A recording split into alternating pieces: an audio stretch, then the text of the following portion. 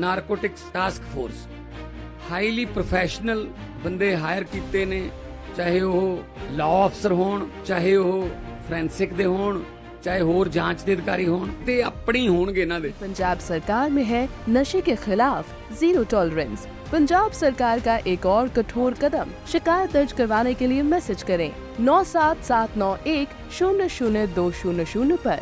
नशे के खिलाफ हमारा साथ दें। जिस डाल पर बैठे उसे काटना बुद्धिमानी नहीं होती। रूस ने ये कहावत पूरी दुनिया को समझाने का जिम्मा उठा लिया है। पश्चिमी देशों के प्रतिबंधों और वैश्विक दबाव के बावजूद रूस और भारत की दोस्ती और मजबूत होती जा रही। जहां अमेरिका और यूरोपीय देशों ने रूस को अलग थलग करने की कोशिश की, वहीं भारत ने न्यूट्रल रुख अपनाकर न केवल रूस का साथ दिया बल्कि एक नई रणनीतिक साझेदारी की शुरुआत की।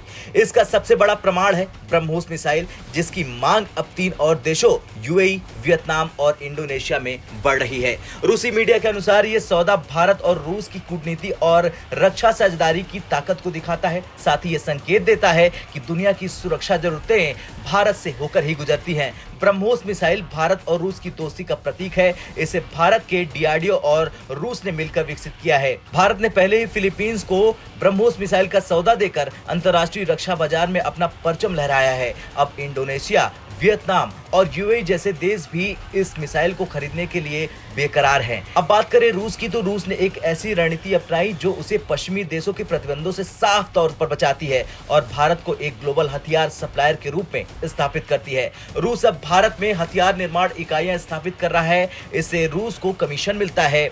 भारत को अंतर्राष्ट्रीय बाजार में बड़ी डील्स मिलती है। जो देश सीधे तौर पर रूस से हथियार नहीं खरीद सकते, वे भारत के जरिए उन्हें हासिल कर सकते हैं। इससे वेस्टर्न देशों के प्रतिबंधों का खतरा भी टलता है। अब बात करें यूएई को, आखिर क्यों भाग गई है ब्रह्मोस। दरअसल मध्य पूर्व का ये देश अपनी सैन्य ताकत को बढ़ाने के लिए लगातार आधुनिक हथियारों की तलाश में है। ब्रह्मोस मिसाइल अपने तेज और सटीक हमले की क्षमता के कारण यूएई की सुरक्षा जरूरतों के लिए एक आदर्श विकल्प है। ये मिसाइल यूएई को क्षेत्रीय खतरों से निपटने के लिए मदद कर सकता है। तो वहीं दक्षिण चीन सागर में चीन के बढ़ते दबदबे के कारण वियतनाम अपनी रक्षा को मजबूत करना चाहता है। ब्रह्मोस चीन के आक्रामक रवैये का प्रभावी जवाब देने में वियतनाम की मदद कर सकता है।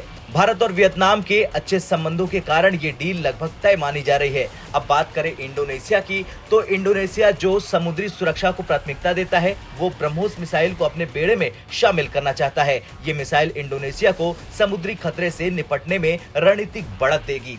तो वहीं अमेरिका में ट्रंप की संभावित वापसी के बावजूद भारत अपनी स्वतंत्र विदेश नीति पर कायम है। पीएम मोदी ने ये साफ कर दिया है कि भारत अपने राष्ट्रीय हितों के साथ कोई भी समझौता नहीं करेगा। रूस के साथ कंधे से कंधा मिलाकर चलने वाली रणनीति ये दिखाती है कि भारत हर परिस्थिति में संतुलन बनाना जानता है। अब रूसी मीडिया का दावा और 3 देशों के ब्रह्मोस खरीदने की संभावना ये साबित करती है कि भारत रूस की साझेदारी न केवल उनके लिए बल्कि पूरी दुनिया के लिए एक मिसाल है। और ये कहना कहीं से गलत नहीं होगा कि दोस्ती वही जो हर मुश्किल में साथ दे। खैर, भारत और रूस की ये साझेदारी दुनिया को दिखा रही है कि कैसे 2 देश मिलकर वैश्विक राजनीति में नया इतिहास रच रहे हैं। क्या आपको लगता है भारत रूस की ये रणनीति पश्चिमी देशों के लिए चुनौती साबित होगी? हाँ या ना में कमेंट कर जरूर बताएं। ब्यूरो रिपोर्ट, भारत तक।